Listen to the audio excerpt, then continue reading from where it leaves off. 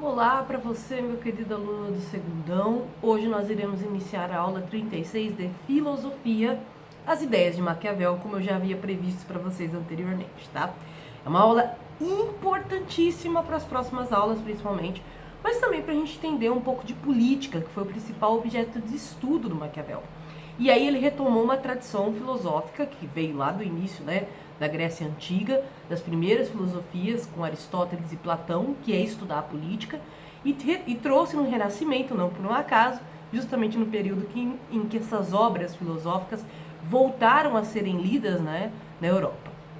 E é interessante, porque o Maquiavel, apesar de tudo, ele não, a princípio ele não teve muito acesso a leituras, e as poucas leituras que ele teve acesso, ele fez de maneira autodidata, ou seja, ele leu sozinho e interpretou da maneira dele, mas a gente pode considerar que ele criou e fundou um tipo de ciência política, né, através dessa leitura dele, porque pela primeira vez aí da história, ele separou, desvinculou política de religião. E quando ele fez esse movimento, ele separou também a política da moral. É aí a parte mais polêmica do Maquiavel, porque o Maquiavel fala basicamente como o poder funciona, como o poder se justifica, como que esse poder se mantém. E isso não tem nada a ver com bondade, nem com maldade, porque o líder pode ser benevolente em alguns momentos, mas pode ser tirano em outros, né? E isso tudo depende do interesse dele, que é visto como interesse superior da nação num todo, tá? Na primeira obra aqui do Maquiavel que eu vou falar, que é o Príncipe, tá, pessoal? Mas ele fez várias, tá? Vale dizer que ele é um autor de várias obras. Então, o Príncipe foi especificamente para os príncipes de sua época, né? Para os líderes. Então, ó, para além do bem e do mal, eu vou começar com a leitura da frase primeiro a barriga, depois a moral, que é de um personagem da Ópera dos Três Vinténs, de 1928. O que ele quis dizer com primeiro a barriga, depois a moral? Que o ser humano age primeiro com o estômago, depois ele pensa numa justificativa moral para a sua ação. Ó aqui, sacada, né? Que é o que o Maquiavel vai falar mesmo, né? O líder, quando ele toma uma atitude, primeiro ele toma aquela prática, as pessoas vão ficar confusas referente àquilo, se é bom ou ruim, aí ele vai lá e dá a justificativa dele, né? Para causar um clima de benevolência. Então, vou explicar para vocês. Porém, como é um livro voltado pro príncipe e não pro povo, é muito claro que o Maquiavel não tá ligando muito para discurso, né? Ele não tá falando muito sobre análise de discurso, né? Que é um objeto de estudo aí da política também, mas que é um objeto de estudo mais voltado aí também para as lideranças em alguns tempos históricos ou para os movimentos sociais, né? Em outros tempos. Então, Maquiavel tá mais interessado em ver a prática mesmo, né? Então, o pensador Nicolau Maquiavel nasceu em 1469, vem a falecer em 1527. Ele traz um novo fôlego à discussão política entre o bem e o mal. Acredita-se que a política é fruto dessa relação, mas para o pensador, as práticas políticas vão além dos moralismos e envolvem fins que justificam os princípios e não o oposto. O que ele quer dizer com isso? Que não é o princípio cristão que faz aquele político ser cristão, mas ele usa o cristianismo para ser político, para se popularizar entre as pessoas daquele determinado tipo de religião. O líder político nunca vai usar o seu princípio acima da sua prática, ele vai usar o princípio como justificativa da prática, entende? Então, diferente do que as pessoas diziam, né, que o líder tinha sido escolhido por Deus, e isso era muito reforçado nessa época, foi reforçado na antiguidade também, né? O faraó era um deus da terra e tudo mais. Ele vai falar, não, nada disso. O faraó diz que é um deus da terra para convencer as pessoas do seu poder, e ponto.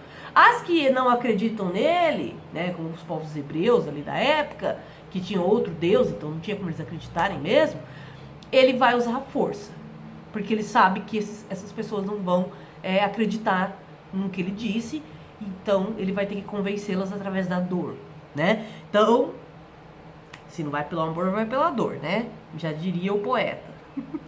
Então, continuando a vida de Maquiavel. Maquiavel foi um funcionário público, cara, durante a boa parte da sua vida em Florença, na Itália. Ele viu muitos governos diferentes acontecendo assim, e várias tentativas de projetos políticos diferentes. E aí ele olha e fala, pô, sabe o que falta na Itália? Um governo centralizado. Porque essa coisa de cada província ter o seu próprio governo tá sendo a ruína da Itália de maneira geral, né? Então ele vai ele vai incentivar a gente a pensar que um governo centralizado que toma o poder político todo em sua mão e coloca a população para exercer o seu poder, né, que de fato iria funcionar do que essa transição de poder louca que ele viveu. Que na época dele tinha gente que ficava um ano no poder, depois ficava outro, depois era assassinado, voltava outro. Então ele, de certa maneira, ele estava certo mesmo. Muita mudança pode causar uma instabilidade no sistema político.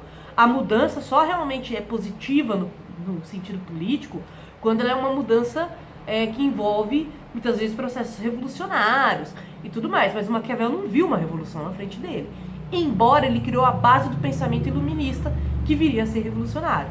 Então, né, não podemos tirar os feitos dele aí nesse processo. Não nessa obra, hein, não vamos confundir. Na obra O Príncipe ele não está querendo nada revolucionário, pelo contrário, ele até justifica o uso da força do líder várias vezes, tá? O uso da força, mandar o exército nacional para cima da população revoltada. Ponto, tá? Então, no meu quarto slide, a gente começa a leitura do Príncipe. O Maquiavel acreditava que a solução para os problemas da Itália era um governo forte e centralizado, como eu já disse, que pudesse ser colocado à sua vontade em prática, nem que fosse através do uso da força. Através desse desejo, ele reuniu uma porção de conselhos que tornou a obra O Príncipe uma obra assim que ele deu de presente para os governantes, né? Então o governante deve deter duas forças segundo o príncipe: a fortuna, que é a sorte ou acaso. A fortuna se liga ao fato de você nascer rico, porque assim, a vida é uma coisa aleatória, você nasce aleatoriamente, certo? A gente surge de maneira aleatória, né? Envolvendo aí uma relação sexual. Se você nasceu rico, pô, que ótimo, você já tem fortuna, você já tem oportunidade a mais na sociedade. Ou seja, o próprio Maquiavel admite que os ricos têm muito mais oportunidade social que os pobres. E por isso que é uma obra tão importante pra gente, tanto na sociologia quanto na filosofia, tá? E na história, óbvio, né? Mas a sorte e o acaso não favorecem a pessoa se ela não tiver virtude. O que seria virtude? Virtude. Ou seja, se a pessoa não souber usar o poder, e nesse sentido é o uso da força. Se o líder não souber fazer o uso da força, e quando eu digo fazer o uso da força, não é usar a força de maneira descabida, a ponto de esgotar as forças dele e acabar culminando na queda do rei. Mas saber usar a força no momento certo. Segunda questão, ele também tem que ter intelectualidade, ele tem que saber usar o poder dele. E quando eu digo saber usar o poder, é que não é só usando a força que você se torna um líder. Você também tem que ser adorado. Então aí você pode fazer o uso da religião, porque a religião favorece um pouco nesse sentido de simpatia. Uma vez que a religião é a identidade das pessoas, quando você fala, eu sou de tal religião, você automaticamente fala, eu sou igual a você. Então aquelas massas populares vão se identificar com o líder de maneira que elas vão gostar dele e aprovar as ações dele de maneira pacífica. Quando não acontecem essas aprovações pacíficas, aí sim, uso da força, tá? Então veja bem que ele não está dizendo para você sair usando o exército para qualquer situação, fazendo uma tempestade num copo d'água, tá? Ele está dizendo que o líder tem que ser, pelo contrário, muito articulado e pensar muito bem suas ações, fazer suas alianças corretas, usar a religião para favorecer a sua própria imagem, né? E é do Maquiavel que vem a famosa frase, os fins justificam os meios. Ou seja, quando você quer entender política, você não tem que ir pelo discurso do líder, mas você tem que entender os fins que aquela atitude dele vai tomar, né? Então, se um político, que eu dei um exemplo numa outra aula, eu vou dar agora. Se um político vai e extingue o Ministério do Trabalho, que é responsável por... qual que é os fins do Ministério do Trabalho? Evitar o trabalho escravo, primeiramente. Primeiramente, são vários, mas esse é um dos mais importantes. Se o cara vai lá e desmonta o Ministério do Trabalho, como aconteceu recentemente, o que ele está querendo dizer com isso? Quais são os fins disso? Trabalho escravo. Entende? Pois é. É nesse sentido que o Maquiavel fala, você analisa um político desse jeito. Você não analisa o político pela justificativa que ele deu. Entende? Então, nesse sentido, o que o político diz é apenas análise do discurso. A prática dele diz muito mais. Então, é muito mais você pegar a prática e encaixar no discurso do que o discurso ter que encaixar na prática. Ah, não, eu fiz isso porque eu quero dar mais emprego. Não, peraí. Então, vamos ver. Quais eram os fins do Ministério do Trabalho? Não tem trabalho escravo. Se você tiver trabalho escravo e ver isso como emprego, aí são outros 500. Mas a gente considera emprego trabalho remunerado, né, galera? Então a prática política passa a ser, portanto, o principal objeto de estudo de Maquiavel, assim rompendo com a ideia de que a política vem de uma moral, ou seja, da vontade benevolente dos homens ou da maldade tirana. Não se trata de uma moral, se trata de uma dinâmica política de poder. O político é um ser de poder, né? E aí ver como ele se relaciona com esse poder é importante. Quase que eu engoli mosquito, meu Deus. Ai, meu Deus. Um líder deve ser amado e temido. Então ele tem que ter essas duas imagens de hora ele tem que ser terrível, hora ele tem que ser benevolente, para poder fazer, dar ideia para os seus súditos de que as decisões deles são corretas, independente da moral, sabe? Apesar do príncipe Maquiavel não defender a liberdade, em discurso sobre a primeira década de Tito Livio, que é um imperador romano que vai surgir aí durante a República Romana, o filósofo defende a liberdade como um bem comum.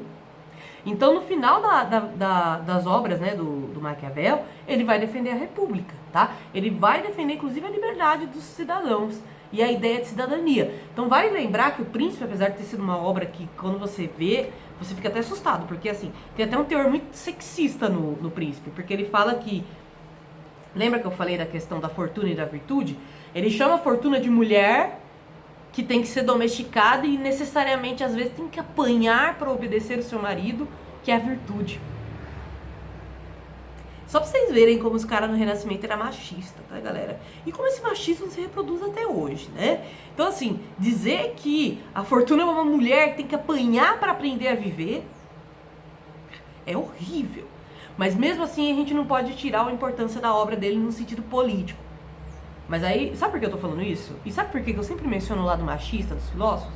Pra quando chegar em Simone de Beauvoir, que vocês vão ter aula de existencialismo feminista, vocês falarem, poxa, mas ela falou que todos os filósofos estavam errados até então quanto às mulheres, os filósofos nunca falaram nada sobre mulher. Não, eles falam, gente.